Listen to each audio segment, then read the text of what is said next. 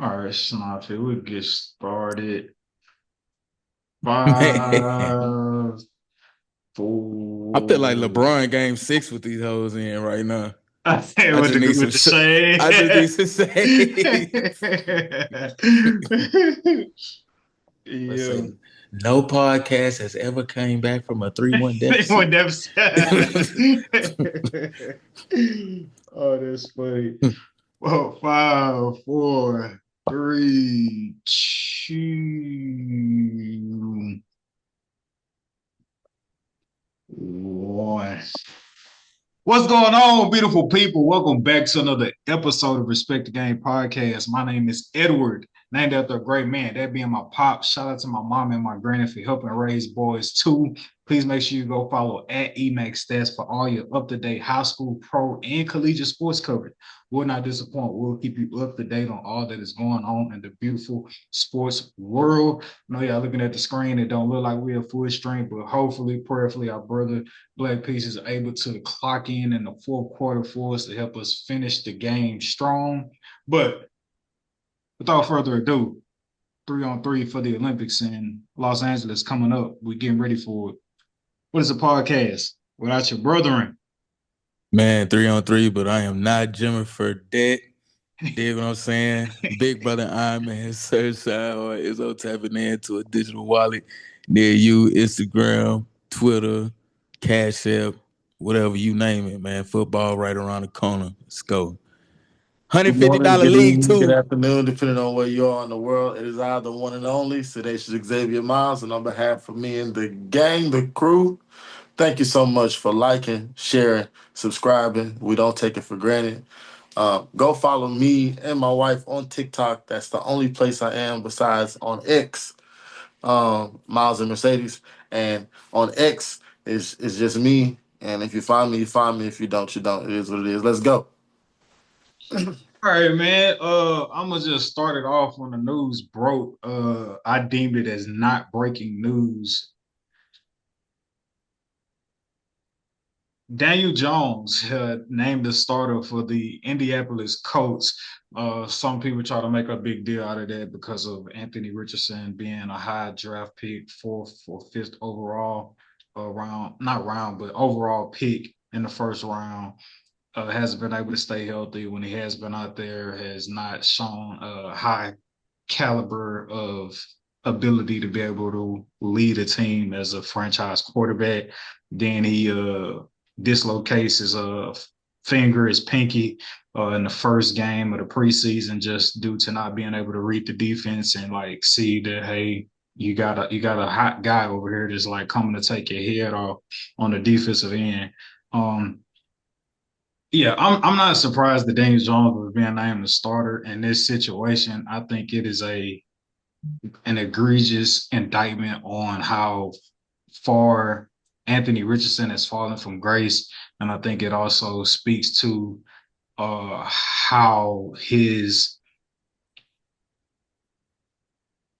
what's the word they've been using, how his potential has not in any way, shape, or form really served him. I mean, I guess it has served him. He's been able to get to the league off of it, but like at some point, like you can't keep depending on a guy's potential. He's going to actually have to show and improve. Um, my guy, Mr. Joel, my brother, is always troll and shout out on the pod. Daniel Jones is y'all starting quarterback. Y'all season is over before it even starts. Um, but yeah, what do y'all make of Daniel Jones, or do y'all think? What do y'all make of Daniel Jones being a starter? If you care to touch on that, and or do y'all see Anthony Richardson um resuscitating his career? I'm not gonna lie to you. I saw a stat where it said it just listed a bevy of quarterbacks that were actually younger than Anthony Richardson. Anthony Richardson didn't really have a lot of time to develop in college. He doesn't really have a lot of starts under his belt. So when he got drafted, I believe fourth overall, he was a project. So like, yes, Daniel Jones, he's a smart guy. He went to Duke, so he's gonna be able to grasp the offense quick. He's been in the league for a while now, but we know the ceiling with that. So I think it's only a matter of time before Anthony Richardson gets back in there. potentially maybe a Bryce Young arc in the terms of you sit down for 4 to 5 weeks and then you get your opportunity again and then you never, get a range back. So I think it has a stench of that. And I do say stench because he is a coach after all, and I really don't care in the grand scheme of the AFC South because I Right. still see us running away with that. But, hey, Daniel Jones starting. All I heard was better for Texans defense, may get drafted fantasy. True indeed. True indeed. Sign me up for that twice a year. I think it doesn't hurt. If Daniel Jones does good, cool. If he doesn't, and then Quentin comes on the back end, saves the season, even better. So yeah, it works schematically. So moving on, we'll just see how it works on the field. Yeah, I've seen some people try to make the argument and be like, hey, like you were saying, is oh, hey, this guy's a project. We know he hasn't had a ton of experience. We're like really banking on his potential and trying to blame the coach to a degree to be like, hey, y'all didn't really put forth an effort to like develop this guy or put him in a position where hey he could learn from an experienced vet and as opposed to just throwing him out there into the line of fire or whatever.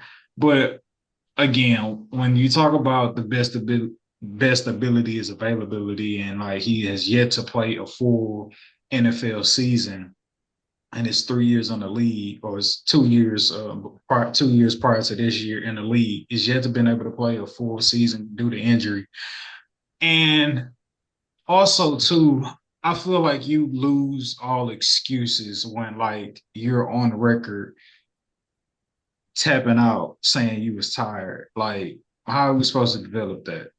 Like, what development is supposed to take place in situations like that? I know people are gonna try to shoot him, Bill. He's young. Everybody make mistakes. Cool, that's fine. But like, we can still give him grace. But that still don't mean we forget. Like, hey, that's what you did, bro. Like, how do you expect an organization to develop that?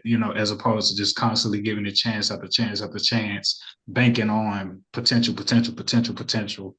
But yeah. Man, some mistakes weigh more than others, and some cost more. I just realized I said Quentin. I mean Anthony. My bad. Basketball. Q Rich.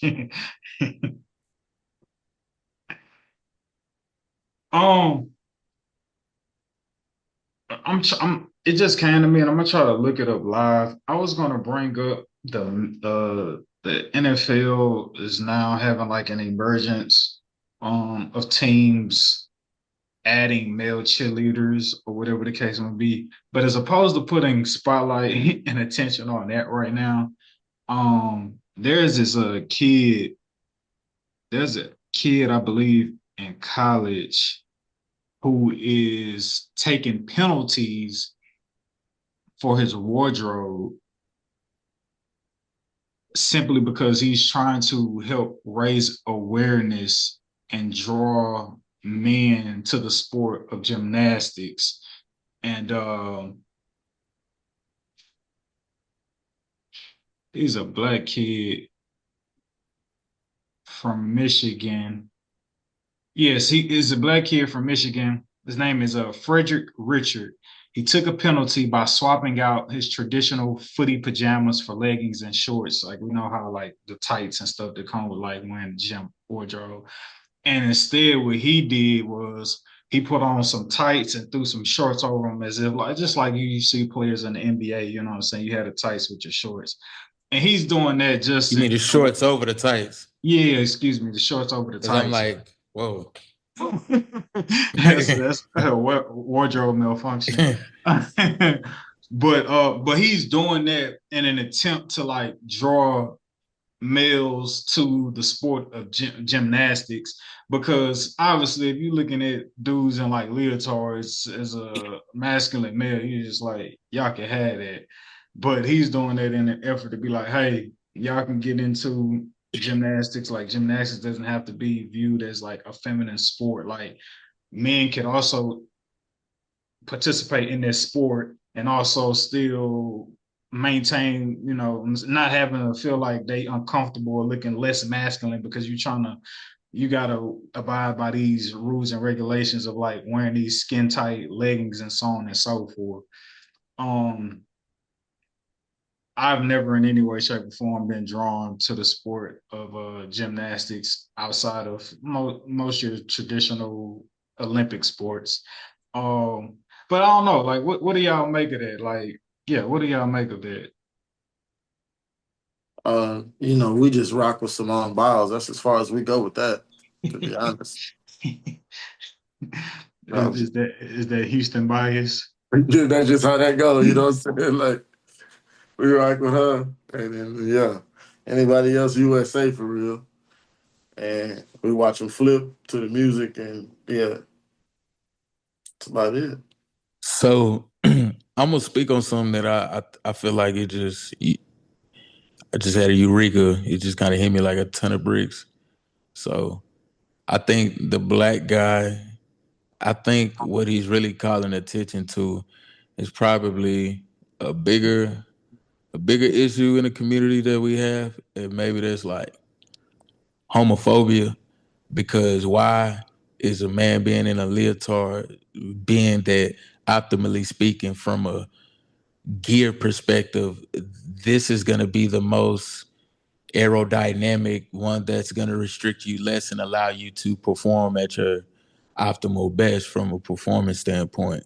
It Right. doesn't have anything to do like with your sexuality. At least that's how I'm looking at it, because I know a lot of young black kids who love to flip. I just think the barrier there, and it may not even be the homophobia of it. I think the real barrier may be the financial barrier of how much it costs to get actual gymnastics lessons and how accessible that is to certain, kids, especially within the inner city, these, big cities and stuff like that. So I think from a financial perspective, making it accessible to more, people of color is, I think, something you maybe want to cause maybe more attention to or call more attention to, rather than trying to draw men or men of color to it by dressing with athletic shorts over your tights. I don't, you know what I'm saying? Like, I don't think black people saying that, like, you know what? I never really thought about it before, but I'm gonna try that now. I think if they was gonna try it before, they was gonna try it now. In my personal opinion, I don't think the wardrobe change is like really making that much a difference for real.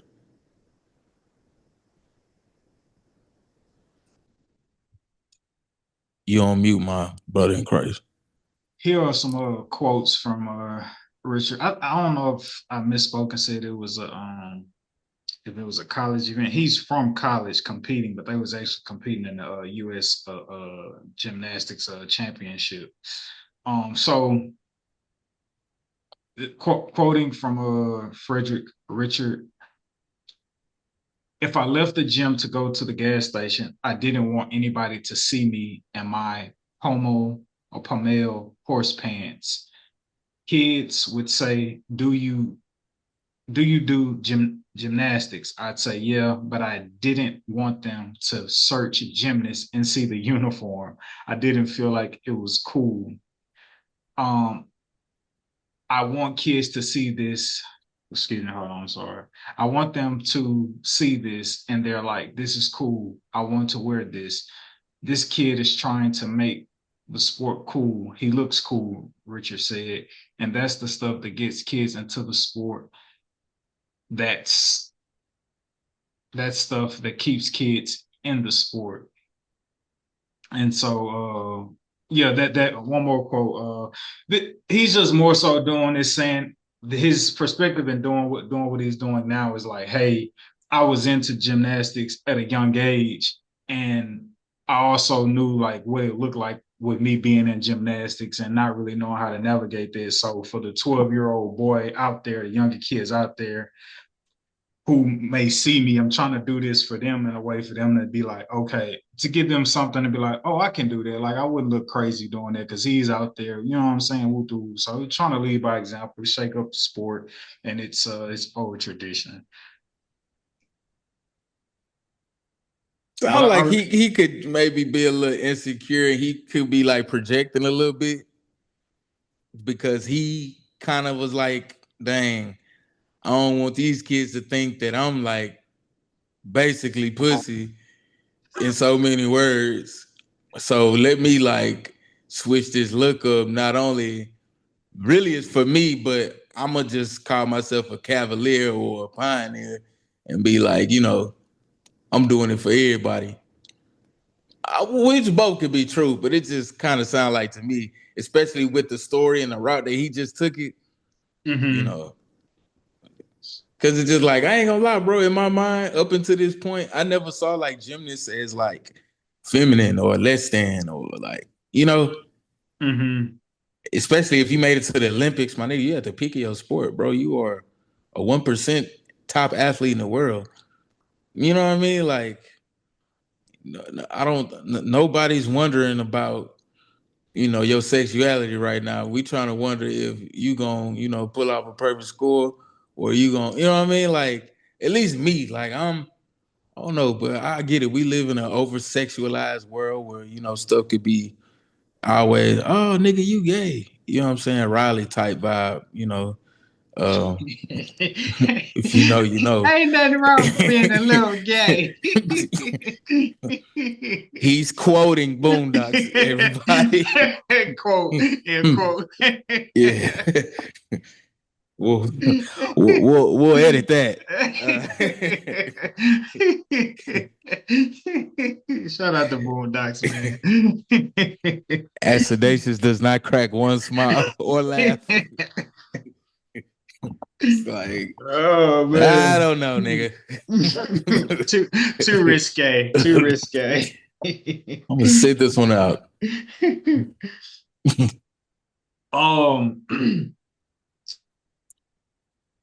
John Wall, man. John Wall just announced that he is officially retiring. Number one overall pick, 11-year career. Definitely trailblazer. I think we used the word earlier, cavalier of the mixtape era, hoop mixtape era of all his life. I think you got to put him on that Mount Rushmore. Yeah, man. Clay obviously played with our Rockets. If I don't even think John, no, he never played with us. I could be wrong. Maybe he played a game or two. But nah, man, John Wall retiring. The peak of his career obviously was with the Wizards. 9 years with the Wizards. He averaged 19 points, 9 assists. His best season with them though was he averaged 23 and 10. He has one All Defensive Second Team, one All NBA Third Team, and yeah, man, I think John Wall had a great career. I know everybody doesn't get to have a perfect career, get to have MVPs and championships or whatever, but somebody be a number one overall pick, face of the franchise, also 5-time All-Star. I think John Wall had a great career, man. Obviously it didn't probably end on his terms, but I think John Wall, like, he definitely was far from a bust. He was nowhere near the stratosphere of being a bust. He was a great player. Injuries, got the best of him. And obviously probably the big blow was the Achilles injury, like kind of late in his later years, towards the end of his career. But yeah, man, triple salute to John Wall, fastest player. I don't know, is there? I think Westbrook, but I think it's just like the energy in which Westbrook played. But I feel like, could we dub John Wall like Derrick Rose? I was gonna say the fastest player in the NBA in NBA history with the basketball. Like, is it John Wall, Derrick Rose? Like, who else would y'all put up there? Probably D Fox. Fox. Definitely Fox. Westbrook, coast to coast in his prime was a blur. D Rose, obviously. I probably say like, the top four that stand out to me is probably like D Rose, John Wall, D Fox, and Westbrook, to be honest. At the point guard position. Just definitely like some of the faster guys with the basketball. You think John Wall? You think he gets his jersey retired and for the Mhm. Wizards? I do. I don't know who else got their jersey retired, but I'd imagine like You got Wes Unseld for the Bullets. Well, I mean, it's still the organization. Yeah. I don't know. That's a good question. How many jersey retirees do the Wizards have? Yeah. Put my nigga up there.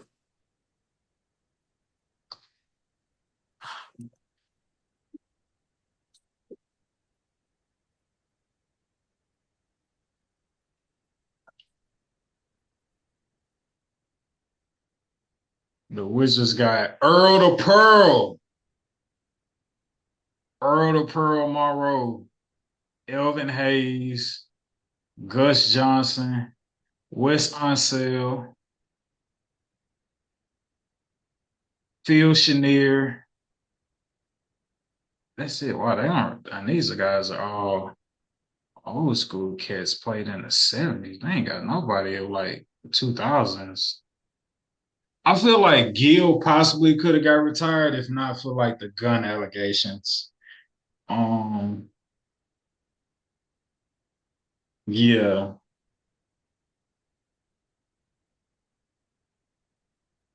I don't know. That'll be interesting to see though if John Wall gets retired, gets his jersey retired. Yeah. But speaking of jersey retirements, Cam Newton for the Auburn Tigers is getting his jersey, the number 2 jersey, retired. Um, John Wall, Cam Newton, a historic run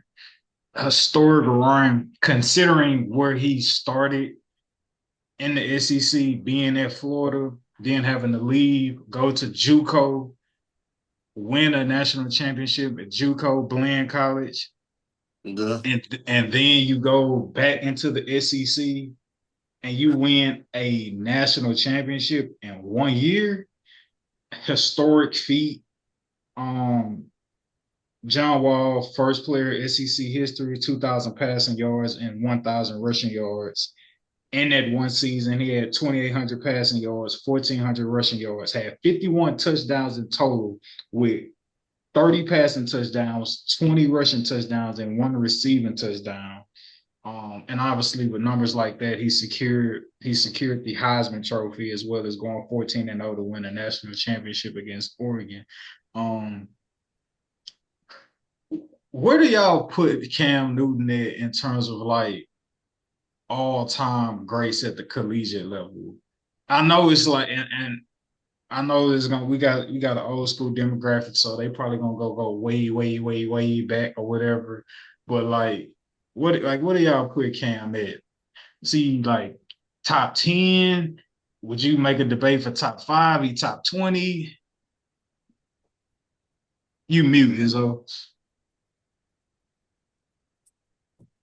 I ain't gonna lie, just as far as like impact per player, just like bringing the most supreme value to the team. I just think, bro, you got to put Cam Newton top 5 in the modern era, top 5 quarterbacks collegiately, just based off what he did in junior college, like you said, winning the national junior college championship at Bland. 1 year, by the way. Had a little debacle with Florida with a laptop or whatever. Who cares? We go to Auburn for 1 year. Mr. Make It Happen. Unbelievable season. National championship and Heisman, all at one season at Auburn. So, Jersey finally getting retired, even though nobody wore the number 2, since Cam. But, I mean, just as far as like what he means to winning and how he literally single-handedly shifted the power and what was renowned as like the best conference in the nation, still to this day, arguably, NIL spreading a lot of talent out. So, you got a lot more balanced, talent around, everywhere else besides the SEC nowadays. But, still, lo and behold, holding true. SEC would still be considered like the top conference, but in my opinion, he top 5 modern era for QBs. And I'm gonna put Vince Young in there along with, Joe Burrow with some recency bias, but he belongs in that conversation. Yeah, man. Shout out to VY, H-Town native out of Madison High School. I believe this is either the 20 or 25th anniversary of Texas Longhorns winning that national championship versus USC at the Rose Bowl. Shout out to Vince Young, man. That game was lit. Best college football game ever, man. I remember turning it off, watching it, and then turning it back on, and literally it was the 4th down play with Vince Young ran in, and I'm just like,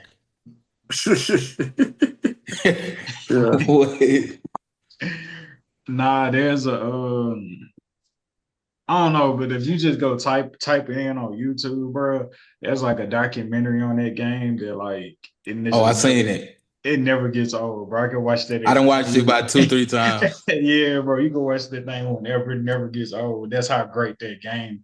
I watch it tonight. Low key, high key. What's it, baby? You like football, don't you? You say you like football? I ain't even asking that. Cut the TV on. Yo, so did y'all recently see, forgive me for not putting this in the chat, did y'all recently see on First Take Monica McNutt mistaking Drewski's Barry Sanders jersey for a Shedeur Sanders jersey? Did y'all see that? Did that come across y'all feed? I saw a clip. I didn't get to see the clip, but I saw it. I didn't see it live, but that is... I was just going to ask, should she be given some grace or should she have not made that mistake and thinking that was like a Shedeur reference jersey? She should have not making that mistake. Yeah, this amateur hour at the Apollo, man. You gotta do. You gotta be better. You gotta be better. Thank you. You gotta be better. And everybody knows you're getting paid to be where you at right now, and you do something like that. He's like amateur hour at the Apollo. That's really funny. Come on, don't make us look bad. That's really funny. Yeah, man. This is the comedian. Lil McNutty. I would say if you just want to force somebody to like shoot Monica McNutt Bell, she's more so on the WNBA side, but then people would argue, well, why is she talking football? She get a lot of... Thank you. Yeah, but I only seen like that clip. I don't know what the segment. I only seen that clip. She be doing her little thing, man. She be on too many shows now. I can't say that. Right. Yeah, nah. Players fuck up. Shout out Monica McNutt. Right. There we go. Don't play your WNBA card, huh? Nigga say, well, she is a WNBA analyst, so they kind of just suck anyway, basically.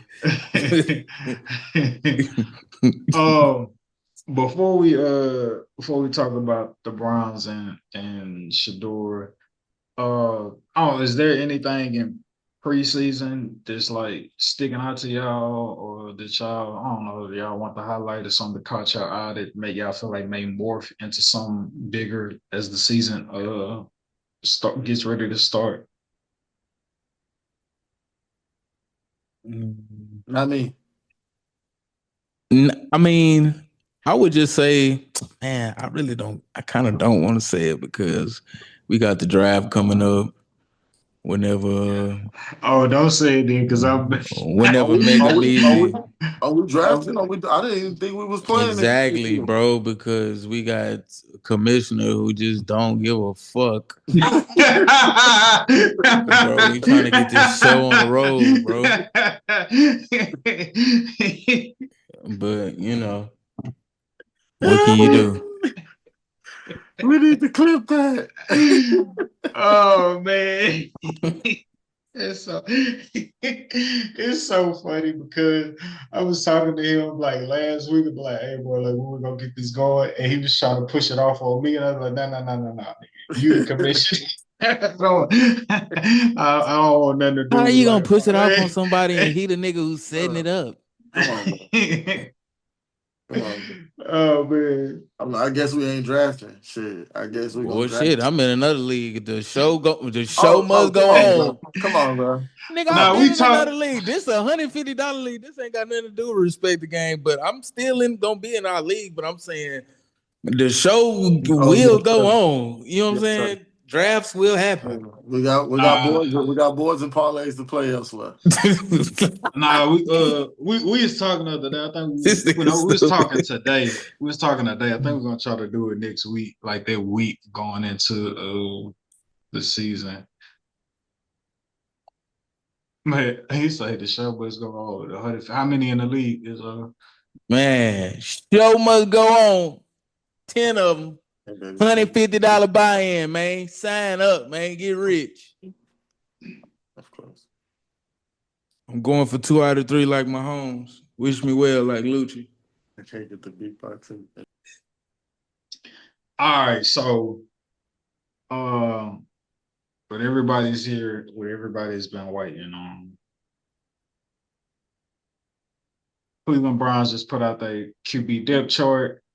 Joe Flacco's Joe Flacco named as the starter, no surprise there. But from the first time they released it to now, it's no difference. Shador still fourth on the QB chart, depth chart, and his debut, 14 for 23, 138 yards, 2 touchdowns.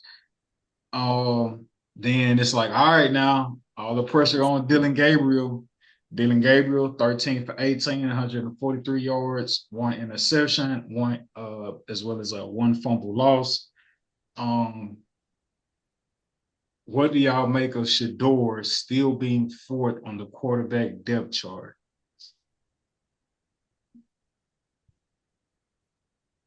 I think it's a bunch of bull. Me personally. Y'all know how I feel. I feel he should be starting right now.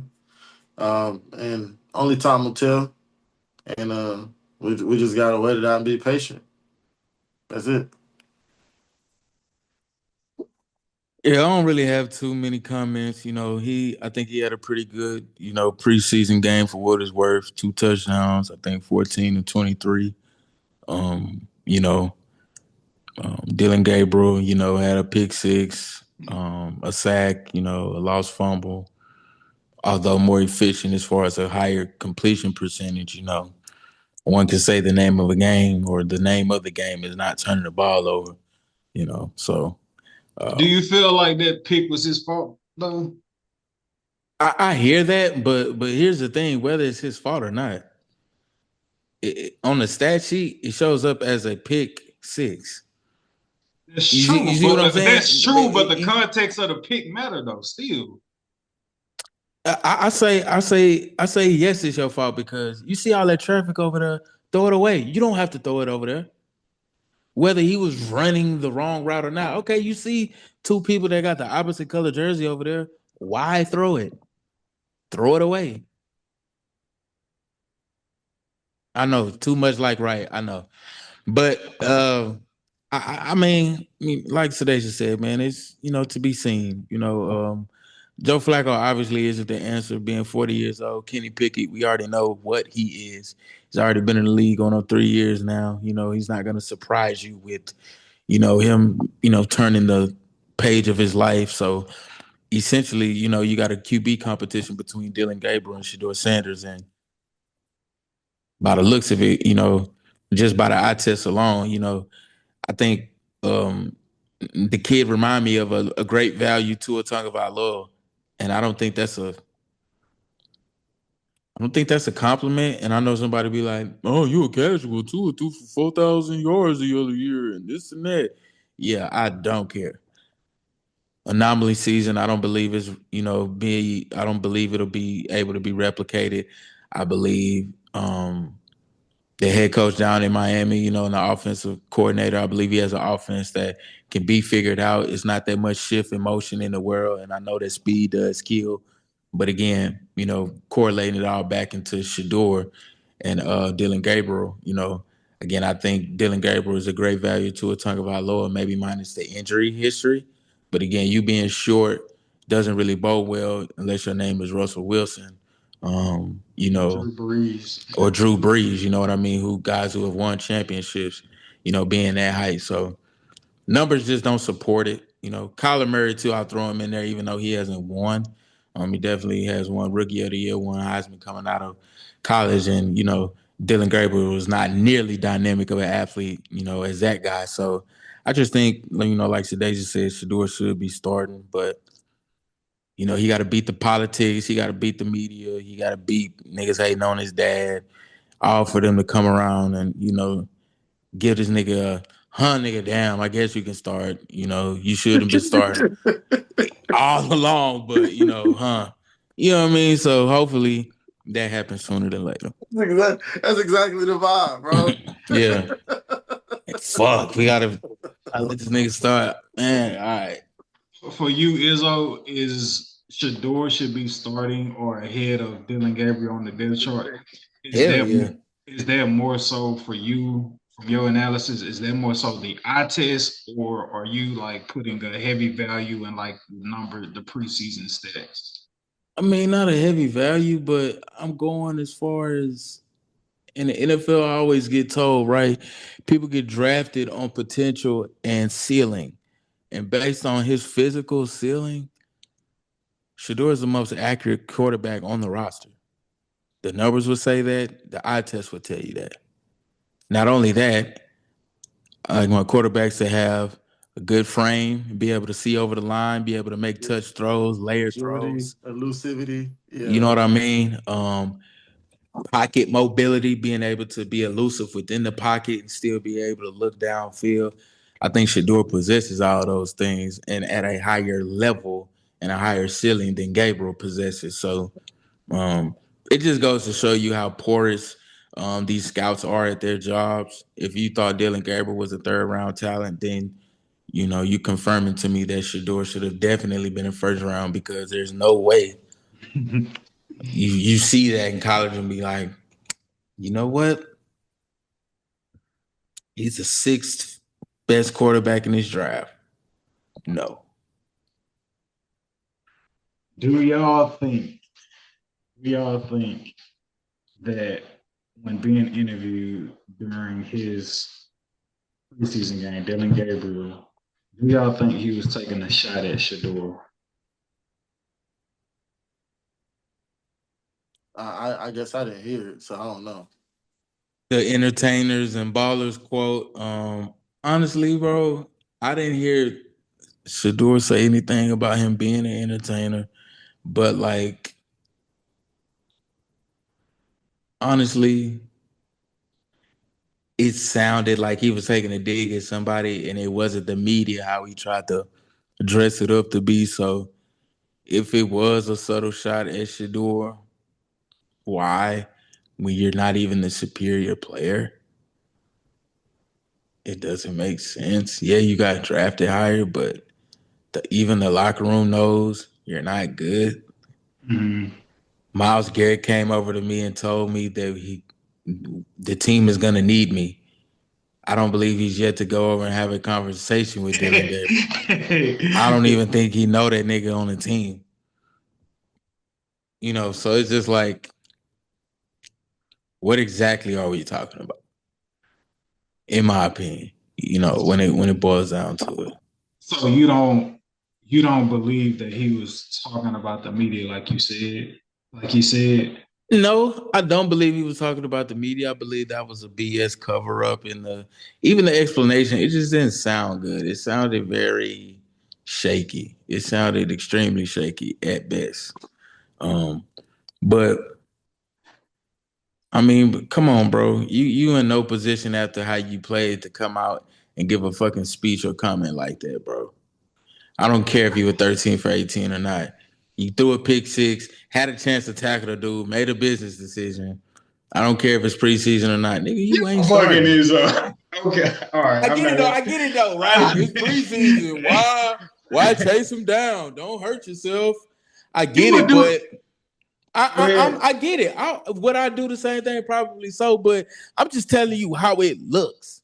It just looks bad. Like, you know what I mean? Like him making a I don't want to get away from the point, but him making a business decision, that don't look bad. That's just being smart, bro. You could argue half the quarterbacks in the league, depending on their value, and do that in a regular You ain't season. got no value, fool. Go make the team and go make a tackle. I'm just saying. I get it though, but it just didn't scream I'm a winner. It screamed I'm a me guy. It just did, bro. That's how I feel. That's how I feel. That is an entertainer take. That's an entertainer take. That's how I feel. That ain't even entertainment though. I'm just saying, bro. If you knew you ain't had no business in making a tackle and you knew you weren't gonna make it, don't fucking run over there then. Stay your ass completely out the play. Don't go jog over there and act like you're gonna do it, then let up at the last second like you don't give a fuck. Just go be completely out of the play then. He was getting blocked, wasn't he? No, he wasn't. He wasn't getting blocked. He went over there and was like, oh shit, contact. Yeah, bro. That wasn't a me guy. That's just smart football, bro. Sanders didn't throw a pick. He didn't. I would disagree with you though. I think he was talking because if Shedeur Sanders led up like that, they'd have been like, at least try and make the tackle, man. Just the guy just doesn't care. 1,000% they would say that. Exactly. So I'm holding him to the same type of judgment and ridicule. I won't fight. And it's because there's too many people giving him a pass for. Are we serious? The pick six wasn't even his fault. Man, let Shedeur head through that shit. Why is he even throwing into double coverage anyway? But he just threw the ball away. But if Shedeur did, you would still argue that pick wasn't his fault. But we know the people that would have been in an uproar about. See, I told you this a nigga trash. I told you.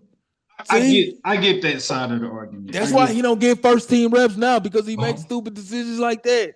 Yeah, of course they would. And you think he would go tackle him? It ain't like he the first string quarterback. I'm not mad at you holding Gabriel to the same standard that you feel like the overall public will hold Shedeur to. I understand that. Your third round pick. I will say that's fair too. I do disagree that I do genuinely believe he was talking when he was saying entertainers, he was talking about the media, and I don't think it was a dig at Shedeur in any way, shape, or form. Okay. And the only reason I say that is because I listened to the whole context of his interview, as opposed to just looking at the quote or whatever people posting that little short. It's another interview clip that I feel like was similar to that. But yeah, Dillon Gabriel wasn't taking a shot at Shedeur. I mean, it's a great ploy by the media, of course, to build up the hype around the two or whatever.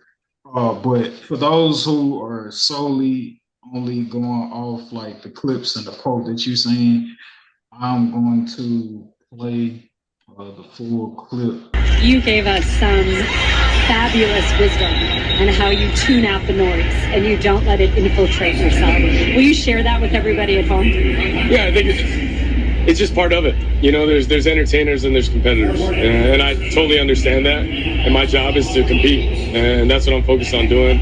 Of course, we're doing this mid-game, but it's something that I'll get used to, and just want to be the best team that I can and create an environment where we can all go do our best work. That's all we want to do. It just sounded like he was media trained and said all the right sheesh. That's all I heard. Do you feel like he was taking a dig at Shedeur when she asked, how do you go about blocking out all the noise? No, it's typical.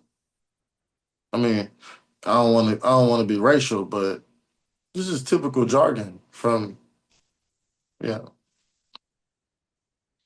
Yeah, bro. I think the quote was like completely blown out of proportion. Like for the clickbait, obviously the rage bait or whatever you want to call it. Like, of course, like yeah, people turn up on that, but like full context, like proper context, there's no shot at shit doing, bro. Like the entertainers is like us podcasters, people, the reporters, the other media crew that's like, gonna always try to make a spectacle or whatever the case may be. Like it's not a shot at shit. There is us like, nah, nigga, it's up.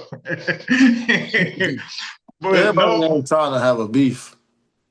nobody cares about the full proper context when the clip is more entertaining.